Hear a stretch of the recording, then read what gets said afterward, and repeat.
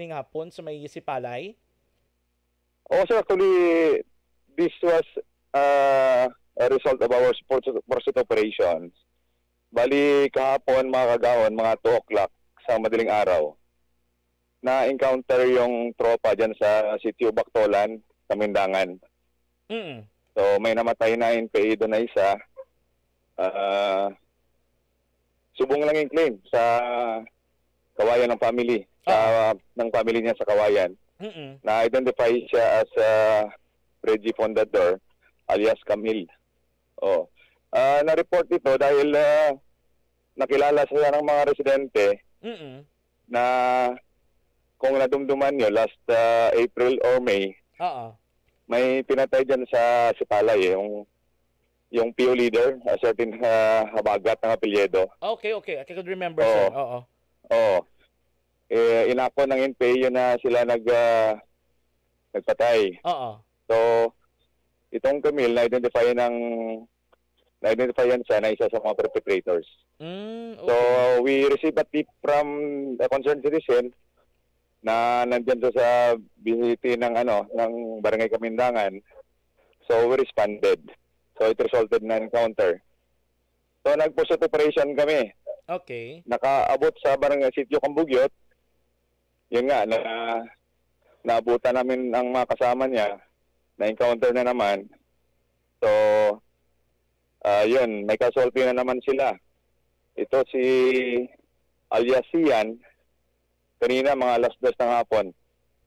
So, ito si alias Sian, identified ito ng mga presidente at saka mga former rebels din na nasa gobyerno na ngayon na ito ay isa sa miyembro ng mga tax implementing group nila.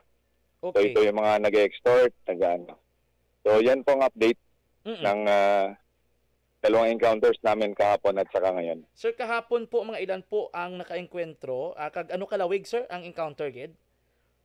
Bali, dulong babi alas 2 na madaling araw. Hindi kung pilagid. Pero we suspect mga hindi magsobra sa 5 siguro. Kaya ang report dati kasi na may i-liquidate pa sila dyan sa Barangay Kamindangan. So naging alerto yung mga tropa, pati yung mga residents. Kaya yun, we receive a tip na nakilala siya. Kaya we responded. Okay. So may na-recover doon kahapon na caliber 45. Kanina, may isa rin na caliber 45.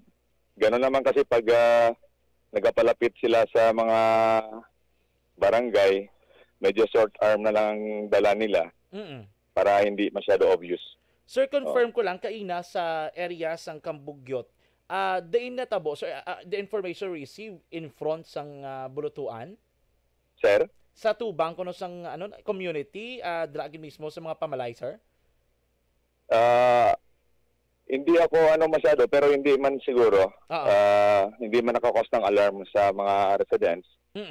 So medyo layo sa pamalay. Si alias Sian, sir, ara karondra sa may Sipalay gihapon ang yabangkay. I-check ko lang, sir, kung saan ang Sian. Pero yung Camille, kanila lang na-claim ng family. Taga-Kandunin ni siya. Oo. Hindi ko nalipatan kung ano ang pero lalaki. Barangay. Pero lalaki ni sa sir si alias. lalaki ang Camille. Mga 23 years old. Hubin pa, no?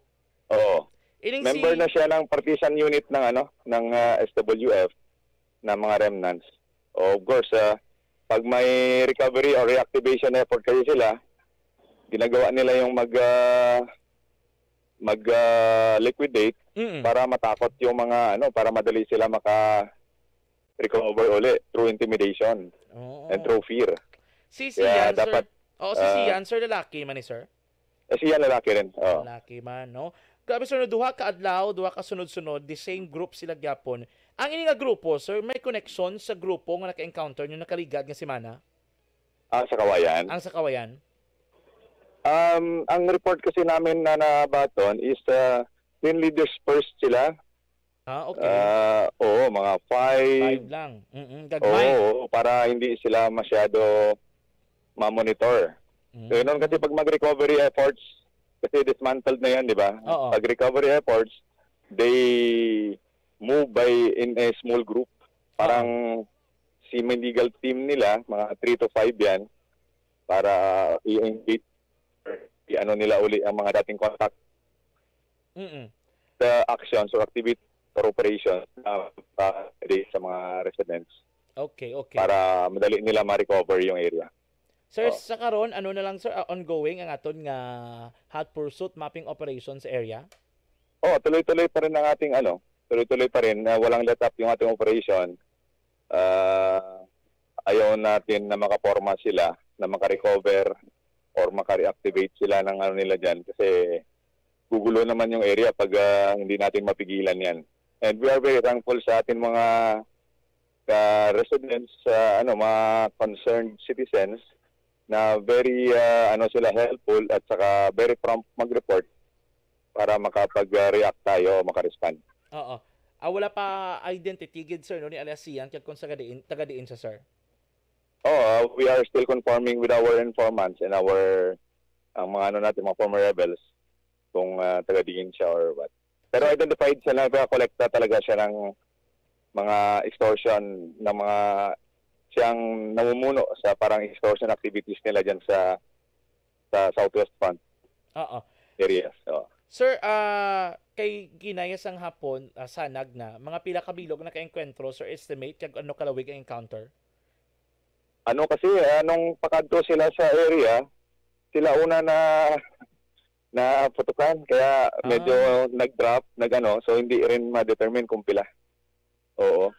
Okay, no? Pero ang pinaka-latest subong sir, isa mo sina, no? May ara kita duha ka adlaw nga naglunta ng encounter, duha ang patay sa bahin sa mga rebelde. Sa part naman niya sir sa Philippine Army, do you have any injured or casualties? Wala man. Naman ang tropa natin, alam nila na may presence ng armed group, so very careful sila sa Sige.